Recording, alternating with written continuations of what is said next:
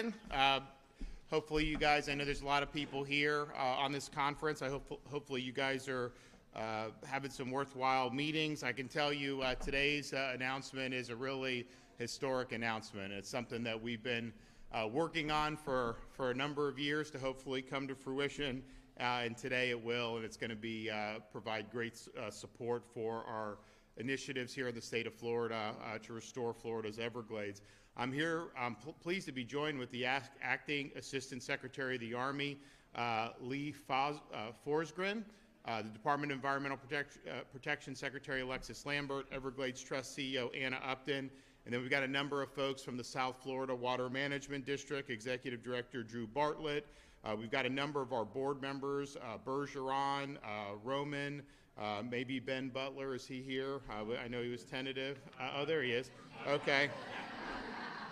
We got Bonefish and Tarpon Trust Vice President Kelly Ralston, and it's an honor to be here today. We've just had earlier this week the ribbon cutting for the C-43 reservoir, which is something that a lot of people have been hoping to see for many years.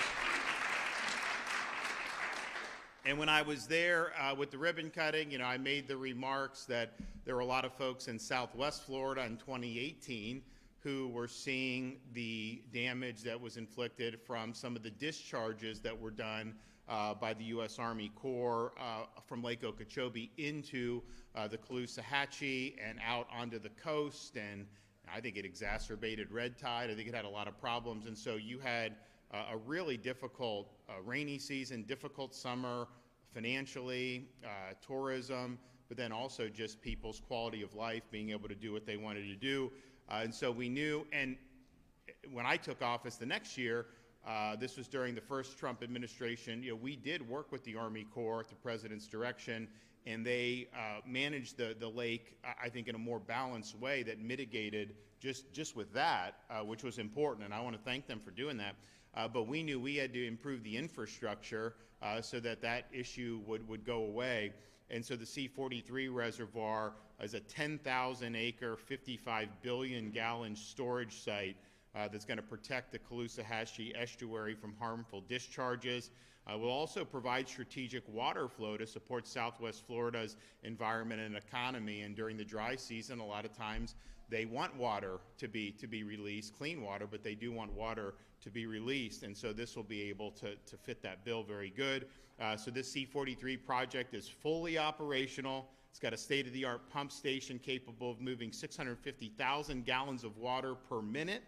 A testament to what we can achieve when Florida takes the lead. And while the C-43 is a major milestone for Southwest Florida, it's one of just a broader restoration effort that includes major projects such as the EAA reservoir south of Lake Okeechobee. And of course, we did the C-44 reservoir east of Lake Okeechobee many years ago. So since 2019, we have completed or made substantial progress on more than 75 Everglades restoration projects. And so that's a huge momentum.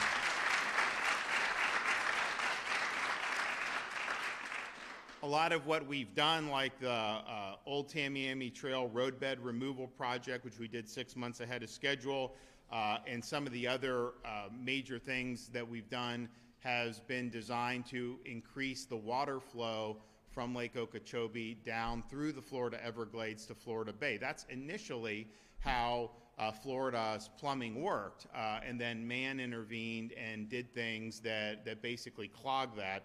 And so you can see, like this is just the average over the last 3 years compared to where we were. That's basically the hydrology. The blue stuff is the water flow. So look where we were, from the beginning of the century, 20 years, and look what we've done the last 3 or 4 years. That's massive hydration flows.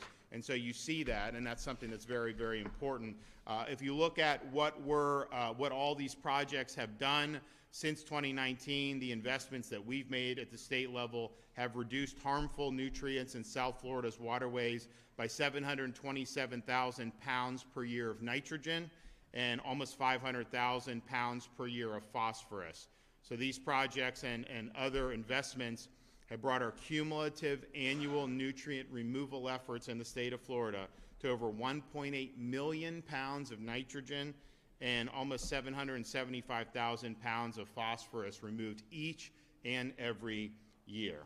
We've also made major progress on the Everglades Agricultural Area Reservoir by completing the state-funded stormwater treatment area to clean the water from the EAA reservoir before it heads into Everglades National Park, and that's part of what's allowed us to move water south as well. So we are in a situation where a lot of this developed over 100 years. When you had major hurricanes in the 1920s, including the 1928 Okeechobee hurricane, killed a lot of people. And there was a lot of flooding, and so they built the Herbert Hoover Dike to be able to mitigate that threat.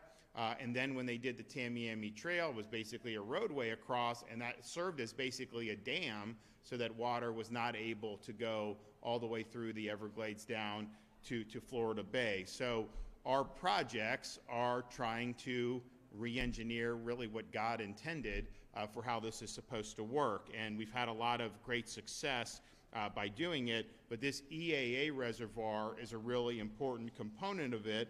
The reservoir will be larger once it's built than Manhattan. And when operational, it will deliver between 270 to 470 billion gallons of clean fresh water to the Everglades and Florida Bay every year. Reservoir will also supply fresh water for Biscayne Aquifer, which is the source of drinking water for many in South Florida. So improving water quality in South Florida doesn't just protect the environment, it also strengthens our economy and boosts confidence in real estate, and recreational access is enhanced. So this is really a win-win situation. Now the reality is on this EAA reservoir, it's federal and state. And I said this from the time I was governor, we are not just going to say federal government needs to do our work for us. So we've done the opposite. We've gone above and beyond on these projects than any other state in the country has done. This is the largest environmental restoration in America and maybe even in the world. And Florida has led on that. We've put our money where our mouth is. When we've sought federal support, it's not to displace our responsibility, it's to supplement and to complement what we're doing. So we have a great record of doing that. So it's a lot easier for me to go ask the federal government to maybe do better in some areas, because we obviously are committed to this. And the reality is over the last 4 years prior to the start of the second Trump administration, this stuff hit the skids on the federal side. We had this push from the late 2020s completion for the federal component to then not even be scheduled to complete till 2034. That is contrary to how Florida always pushes to try to get these things done as quickly as possible. And when there's a hiccup in the road, you had problems with C-43. South Florida Water Management fired the contractor, brought in somebody else, and got the job done. So we really want to focus on results. But we didn't have any real cooperation, certainly from the Biden White House. I had no relationship with the auto pen at all as governor of Florida. They did not want to they didn't want to help me with that. And so you had this slide, and it slid to the right in ways that are going to just cause folks to continue to experience delays. So I spoke with the president about this even before he took office. He's like, hey, how can I help? And I was like, well, this is one thing. You guys have funding for this. Delegate responsibility for us to bring some of these projects to completion on the Everglades. And he was all about it. When he was down here for the Alligator Alcatraz, this came up, and he said it's going to happen. And I got to give credit to the Department of the Army. They've worked really, really closely with us to be able to get us to where we are here today. So, I am proud to announce that the state of Florida and the Department of the Army have reached a new agreement to accelerate the restoration of America's Everglades and to expedite the completion of the EAA reservoir.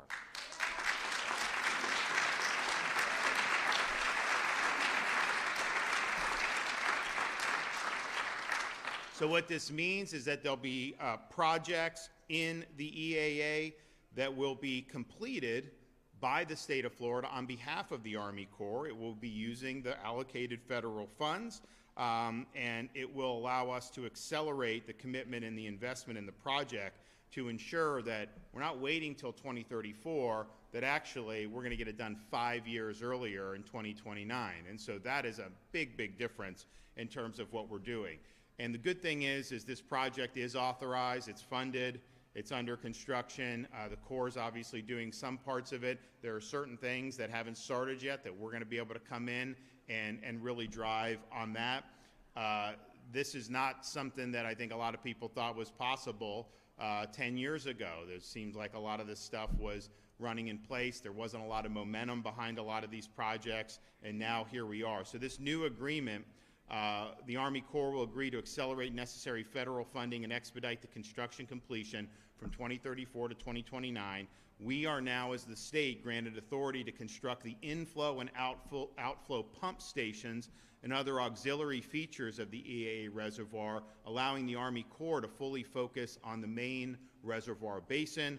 The agreement also allows Florida to provide support to the ongoing construction of the main basin and step in if those vendors don't get the job done. Florida will also take the construction of the Blue Shanty Flowway, which will fully carry new clean water south from the reservoir, across obstacles like the Tamiami Trail and all the way to Florida Bay. The Army Corps will expedite permits, removing red tape, and authorizing Florida to manage future CERT projects on their behalf. And so in just a few minutes, I will be joined by Assistant Secretary Forsgren to sign a memorandum of agreement expanding and advancing the restoration of America's Everglades. And once we sign that, it will be official. So this is a really, really big deal. I mean, we've had so many people throughout this state that have worked hard on this. The progress and the results have been fantastic, particularly with state leadership on these things. But we have a great partner with the Trump administration and the Department of the Army, where we're working together and we're maximizing the resources and the abilities that each of us bring to the table. So I'm really, really excited about this. I think that people are going to be very pleased to see the accelerated progress. I know our guys are ready to go. I think we're going to start bidding out those projects for the pump stations really almost as soon as the ink is dry. We're going to get that moving and go forward because that's what we expect and that's what we want to do. And the proof's in the pudding. I mean, if you look at the salinity levels in Florida Bay today, and you compare those to what they were 6 or 7 years ago, there's been a market improvement and a big improvement there, and there have been improvements in many of the other areas as well. So this is a massive effort. This is something that people have been working on for a long time. There have been a lot of folks that have been involved in completing all the projects we've completed: South Florida Water Management District, Florida Department of Environmental Protection, Army Corps, all these folks that have been involved. We've also gotten great support from the Florida legislature. When I first became governor, we said, hey, we want to get moving on this. We want to move quickly. And a lot of people said what I was proposing was unrealistic, but we ended up getting more funding than what I had called for that people said were unrealistic. And that's been continued every year. So we've now done about $8 billion of just state funds for Everglades restoration and water quality improvements in the state of Florida. That's a huge, huge increase in commitment to what had been done previously. So thanks to everybody that's been involved in that. I'm excited about the signing of today's agreement. Before we do that, though, we're going to hear from the Assistant Secretary, we're going to hear from our Secretary of DEP, then we're going to hear from Anna Upton from the Everglades Trust. So, Assistant Secretary, come on up. Thank you. Thank you. So we have, so this is kind of before where the flow was blocked, discharges, and then what you're ending up with. So we have the reservoirs done there on east and west. This is EAA. We have raised Tamiami Trail. We got more to do. So you're going to see, you already are seeing increased hydrology, but you're going to see that. And so that's really, what we're doing. That's a massive project.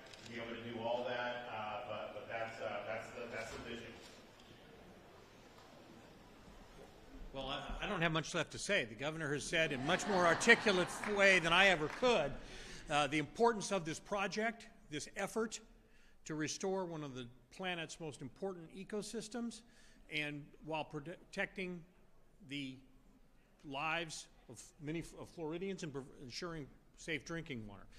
We've had a 25-year partnership with the state of Florida, and the Department of the Army feels very comfortable that the state of Florida is, we would call it, a model partner. We don't have those in all of our projects or all of our systems.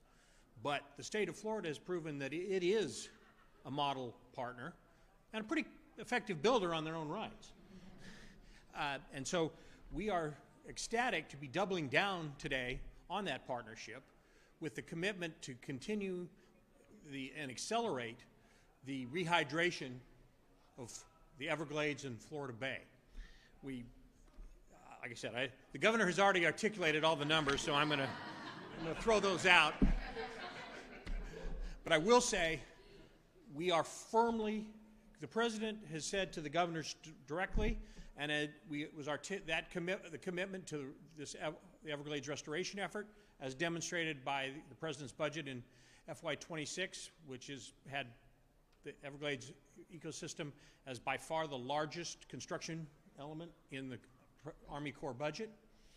And the president has demonstrated, and I've heard personally that commitment, and we are full-blown looking forward to working with the state of Florida, with the South Florida Water Management District, and that to accelerate the overall effort, but in particular with a focus on the EAA reservoir, and we are firmly committed to trying to find ways that we finish this project construction by 2029.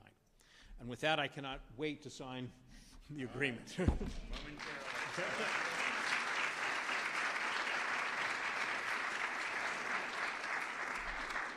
Good morning. Thank you, Governor. Thank you, Assistant Secretary. I'm Alexis Lambert, and it's my honor to serve as the Secretary for the Florida Department of Environmental Protection.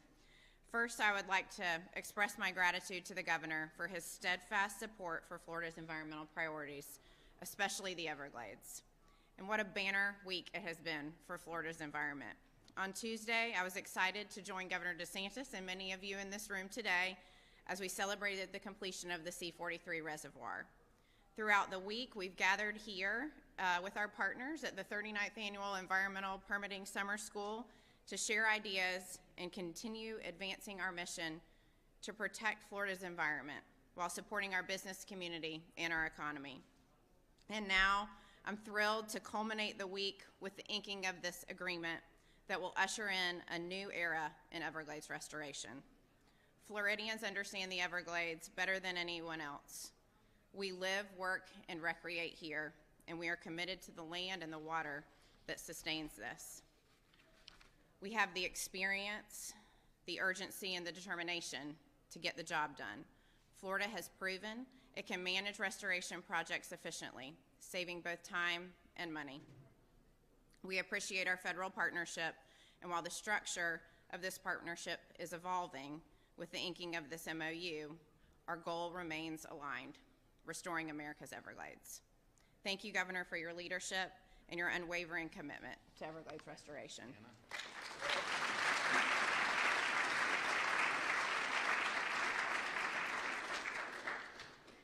Good morning. I'm Anna Upton. I'm the CEO of the Everglades Trust. What a great week we've had for Everglades restoration. You know, earlier this week, we cut the ribbon on the C-43 reservoir, and with today's announcement, we are one step closer to the crown jewel of Everglades restoration, the EAA reservoir, becoming a reality. Governor DeSantis has been laser focused on sending more water south to the Everglades, all the way down to Florida Bay, and helping reduce those harmful discharges to our coastal estuaries. And the EAA reservoir does both. And we are so excited about strengthening this collaboration between the state and federal government to deliver results sooner for Floridians and America's Everglades. President Teddy Roosevelt once said, "The credit belongs to the man in the arena, to the one who strives valiantly and dares greatly." Governor DeSantis, that's exactly what you are doing here today, And on behalf of America's Everglades, we thank you. So we're going to sign it. I don't know if people want to come up. I know some folks are going to be and flank us, and we'll make it official.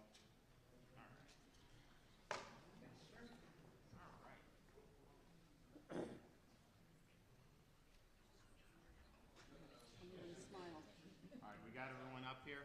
Okay, so we'll do. Today's date is the what? 18th.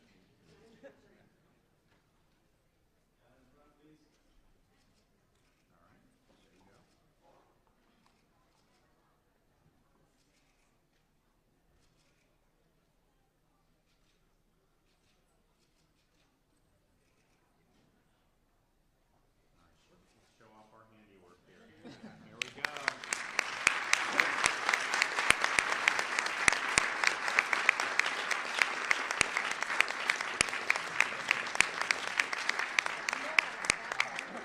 Who wants some?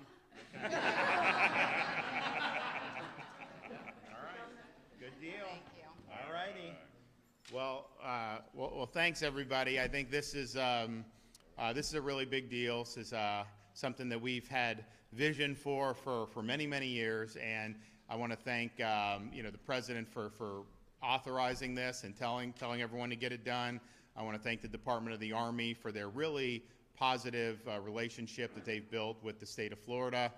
Thanks to our Department of Environmental Protection and the South Florida Water Management District for really working hard. So we've got a great pathway here to make real significant progress much quicker than we did at this time last year. And so now it's like we always do, we got to get it done. So we will be doing that and working very hard going forward. Okay, is there any questions? Media, yeah. Yes, sir. Some internal emails suggest that Collier County officials were blindsided by the construction of Alligator Alcatraz, which you mentioned today. While it's clear the state had legal authority under its emergency powers, do you believe your administration did enough to properly inform local officials about what's essentially going up in their backyard? My administration had a job to do, and they did it. And they didn't twiddle their thumbs. They didn't sit on their hands. They constructed a processing and deportation facility in a week. How many other places, other states would have been able to get that done? So they were mission focused. They did it. I think that they didn't want to be in a situation where they were delaying. They wanted to get the job done, and the job is getting done. And so you've already now had folks that are processing. You've had folks that have been deported from that place. And I anticipate as we get into next week, I think you're going to see that pace increase. So it's going to prove to be a value-added and effective tool. You got folks that are here illegally, and we need to make sure that we're enforcing the law. So that's a huge, huge benefit and a huge way to help the Trump administration's efforts in that regard. And our guys did a very, very good job of standing it up and standing it up very quickly. Yes, sir. What metrics is the state going to be measuring potential and future damages to the water quality in the Everglades, if there is any? And how will the state know when they are damaging, if they are damaging any of the water quality? What would the response be? Well, I don't think the EAA reservoir is going to damage the water. I think it's going to improve the water flow. That's just what you have to do. Now, they're obviously building the reservoir, but I don't think that building the reservoir is going to cause problems. And obviously, they treat everything well. But when you improve, so just when we did the Tamiami Trail, I mean, massive amounts of water now can go all the way south. That will be finished all the way up to the Dade-Collier line. Then when you have these pump stations, you'll have a pump station for inflow, pump station for outflow. The reservoir completed, it's going to be able to store a lot of water. You're going to be able to clean it. You're going to be able to send it south. So yeah, there's not going to be any damage. I think what we look at is this flow that I showed you. That is how the Everglades used to function prior to. I mean, it's just like, you've heard the song Seminole Wind. They talk about how, man kind of came in and changed things. And there were reasons for that. It wasn't like they were trying to be harmful. I think that they were responding to flood threats and some other things that had happened, and obviously the state was moving forward from some of that. But the reality is when you're restoring that flow, that's going to be very positive. And not only will they clean water and send it, but the Everglades is a natural filtration system as well. So by the time it gets to Florida Bay, that's part of the reason the salinity has gotten better. It's been really, really good. The C-43 reservoir, I know a lot of people in Southwest Florida have been waiting for that. If we had had that in place in 2018, you would have obviated a lot of the damage that was done with those discharges, no question. You probably wouldn't have had any discharges in 2018 had that project been completed back then. So now you're in a much better spot. And we used to, I mean, when I first became governor, it's like we're like watching Lake Okeechobee, and we don't control it. The Army Corps, once it gets to a certain height, their mission is don't let it flood the surrounding area. So once it gets to a certain height, they're going to discharge the water because that's what they're charged to do. So we're like watching it, like, how do you do? And then now that you have the infrastructure in, a lot less worry about discharges because those water will be put in the reservoir. You'll be able to clean it. It'll be able to go, and everyone will be happy. So it's a major, major thing. And the C-44 reservoir on the eastern side of Lake Okeechobee, we did that very good. I know we've had some issues, working with the Corps in the past on that. I think we'll probably be fine going forward. C-43 is great. I mean, it's massive. For those of you who are out there, I mean, it's amazing. I think they said you could fit like 10 of our universities in that reservoir. Like, I mean, seriously, all their campuses would fit on that. So that's, I think, what Florida, and part of it is, yes, we want to make sure that we're increasing the water flow south and restoring the natural ecosystem. But, our coastal residents, when that stuff gets discharged, if it's not clean water, it gets in there, it creates a lot of problems in the canals. It creates problems for fishing, creates problems for other recreation, it creates problems for tourism. So it's a really big deal. So none of the stuff that we're going to be doing with the Army Corps is going to hinder that. It's going to be a big benefit to that for sure. Yes. Network Florida. We talk about alligator Alcatraz, and it's been said it's temporary. So the question is, when we're talking about environment, about the possibility that it would harm Big Cypress National Preserve. That's not true. And you said it's not true, but you said it's temporary as well. So when's it going to be packed up and sent out of there so that it doesn't harm the area? Well, it's not going to. This is an existing airport. It's existing concrete.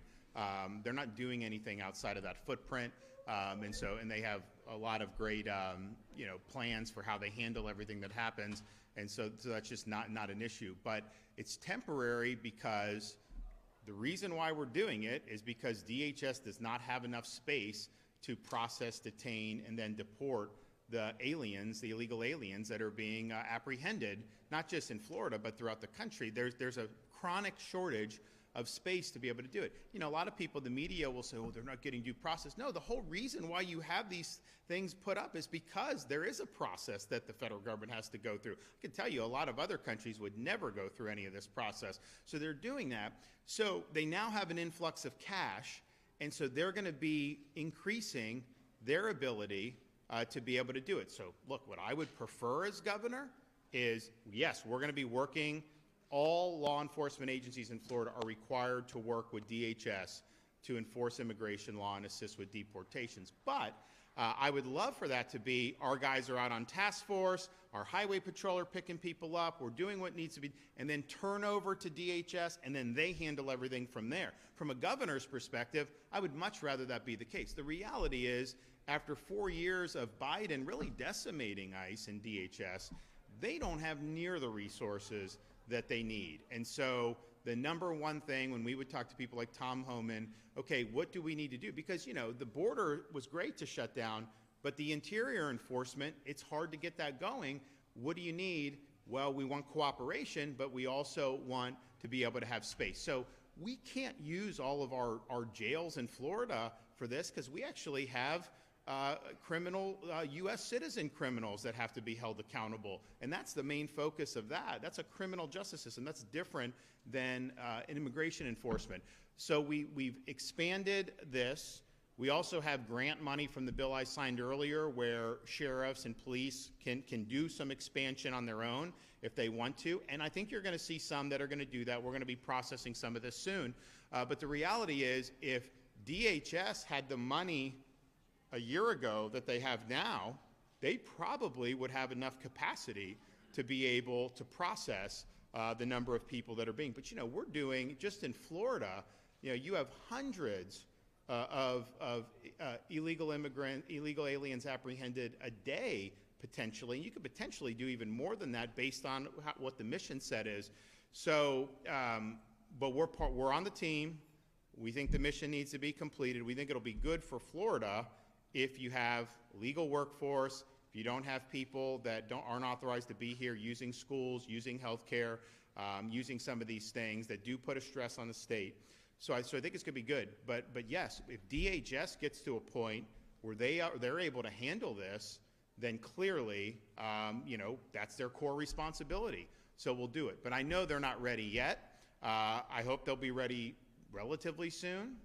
But that's why we did it, because they do not have the capacity to be able to process these illegal aliens and put them for an easy deportation. One thing I will say about Alligator Alcatraz, because I think, look, the Democratic Party in Florida, such that it exists, it really struggles to get traction on anything because they don't offer anything to people here to make their lives better. And so they think doing this, like trying to say like they're not getting fed or all this stuff, they think that's effective. I mean, people know any media that amplifies that is doing a false narrative. I think people get that.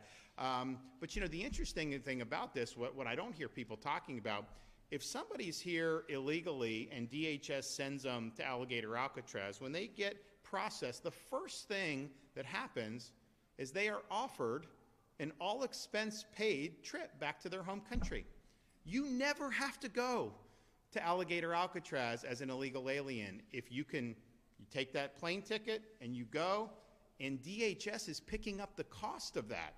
And so I don't hear that being mentioned that's the case. So I think some have availed themselves of that, but more could avail themselves of that. And I'm hoping that they do, just because even though the federal government's picking up the tab for that, it ends up being cheaper than having to run through the process that we have in place. Yes? Hi, good morning, Governor. My name is Alexandra Martinez. I'm with PRISM. And my question for you is, we talked about the environmental impacts. Are there any reviews being done to safeguard the impacts of Alligator Alcatraz on the Everglades, given your administration's commitment to environmental responsibility? Well, if you go on there, it's a facility. There's concrete. There's like a fence line, and they're doing the operations. They take the wastewater out and they truck it out. They bring in potable water, and that's just how they manage it. So there's not anything that's going on that is going to be impactful in any type of significant way. And that obviously, the fact that they had this facility there, or the runway and everything there, was the reason why we did it. We would not have created this out of whole cloth, but it's there. It's a one-stop shop, and you're going to be able to do it. So I think people, just assert things or try to say things that just aren't factually the case. So no, we're not worried about it at all. That was the first thing when this was proposed by, I think it was, initially proposed by DEM, but I think the DHS really liked it. And it's like, okay, well, what does that mean for this? And they're like, no, it's not gonna mean anything. And they're literally only operating on the existing footprint, because there's grass in the middle of the airport. They're not even using that. They're just using that. And someone's like, oh, I took a satellite image. You did that. They were on this patch of grass. No, it was like grass had grown over the concrete, so they just cleared it off and they used the concrete. Literally, they're on the existing footprint of what had been there, and they're doing it very well. Another thing I hear about is they're complaining about the food. Well, first of all, I can tell you, when I was deployed in Iraq, and I bet you every veteran who's been deployed will say, sometimes you're not getting very good food in certain situations. That's just the reality. But on this, the food that the illegal aliens get is the same food that all the workers get who are there.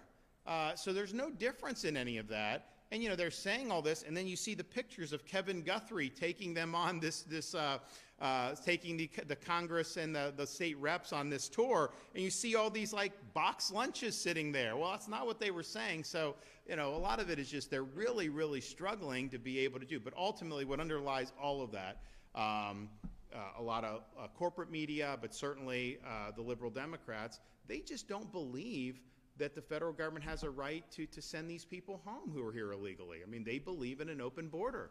They believe you come illegally and somehow you have, like, I don't know if it's like squatters' rights where they can't send you, and that doesn't fly anywhere else in the world, and it shouldn't fly here, but that's what's underlying all this. I mean, they just object to the border being shut.